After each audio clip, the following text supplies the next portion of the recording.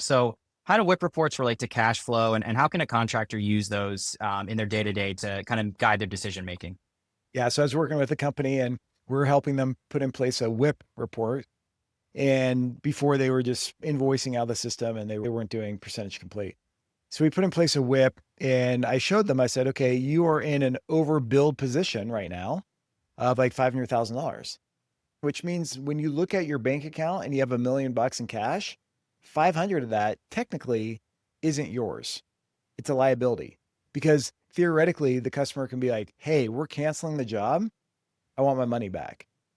And they're like, but why? That doesn't make sense. He's like, why do we need to have this WIP? You're talking about like EBITDA and profit and cash flow.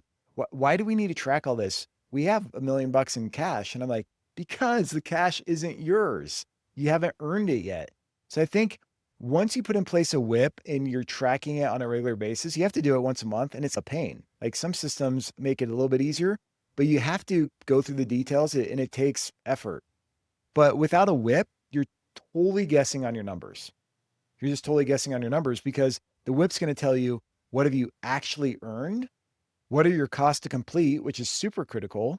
And it will show you your overbilled and underbilled position and ultimately your cash flow on jobs. And that's so important.